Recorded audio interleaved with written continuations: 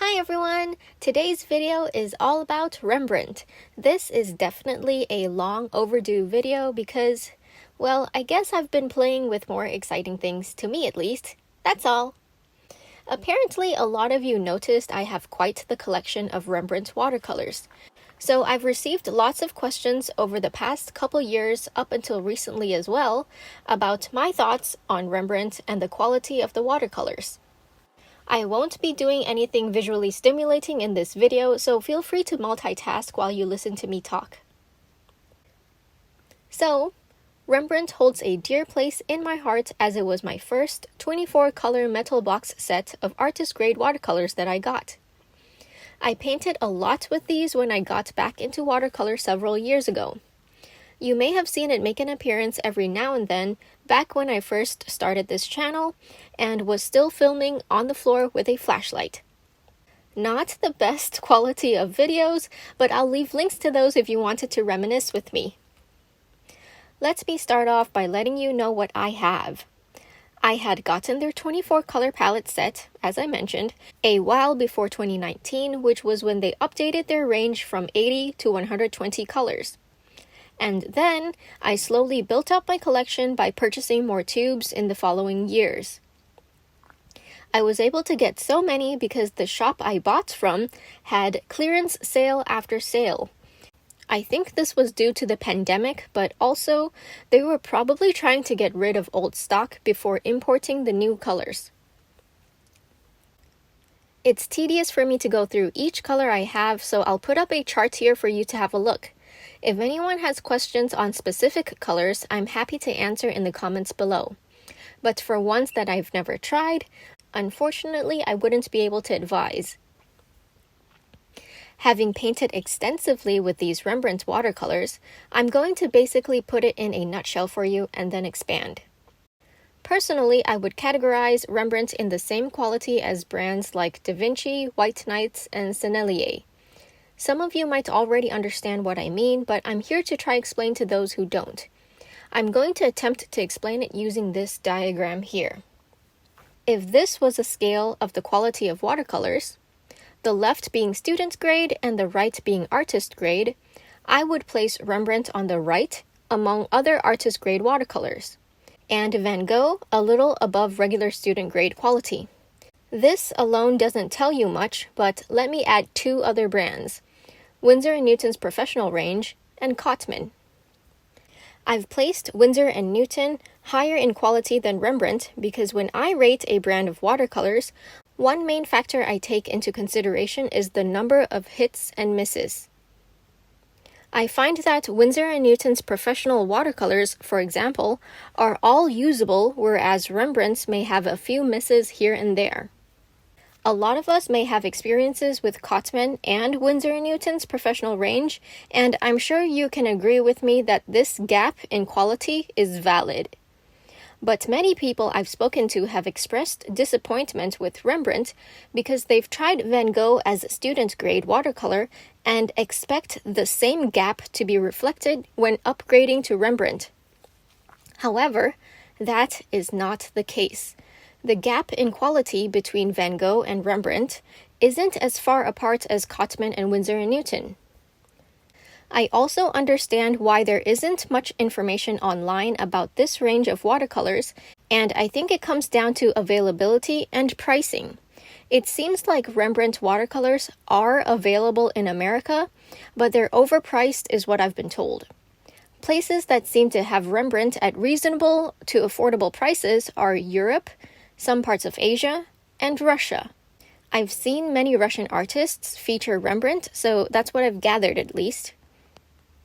However, despite the availability, there's still not much content, and I assume that's because a majority of the YouTube audience is from America, and making videos that the majority will not be interested in is, frankly speaking, a waste of time. That's where you get creators like me who put out this information anyway, because we don't do it for the money, or we just want to talk about it anyway. I'm in both groups, by the way. You might be wondering, so what am I supposed to do with all this information?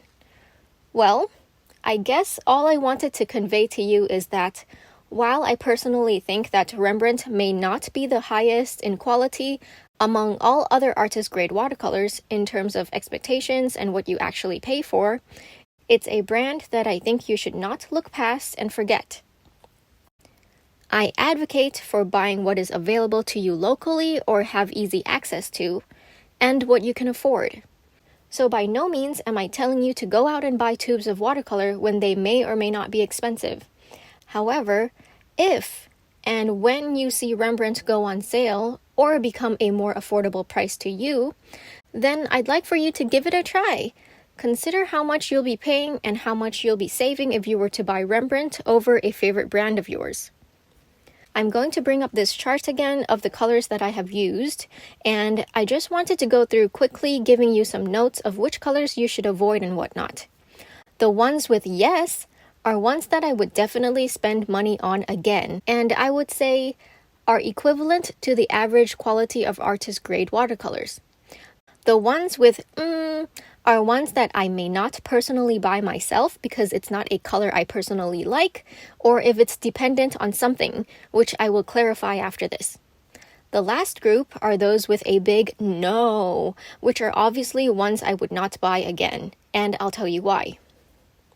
As you can see, there are many yeses, which reflects what I said earlier about wanting you to try them if you find them at a reasonable, affordable price.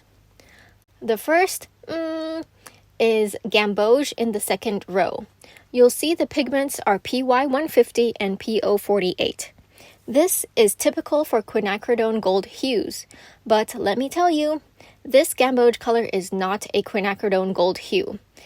If you're someone who thinks your regular PY150 isn't brown enough, and your standard quin gold hue is too brown, consider this gamboge because I'd say it lies somewhere in between.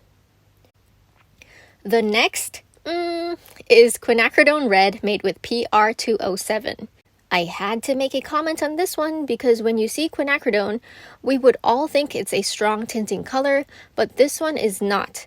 I would say it's more a medium tinting, and if you're okay with that, then by all means. I just needed to mention that to manage your expectations. Next, quin rose and quin rose reddish.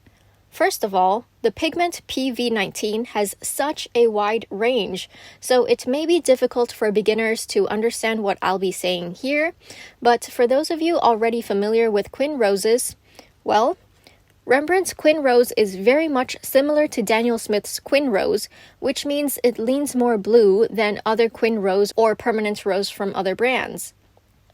However, Rembrandt's quin rose reddish I would consider to be more red-leaning, so really these two should switch positions on this chart. And with rose, I put a on this one because there's not enough white in it for me to call a pastel color. So if you like a strong PR122 with some white in it, you might like this one. On to the second half of this chart, cerulean blue deep, which is made with PB36. I put a on this one because it's one I need to explain.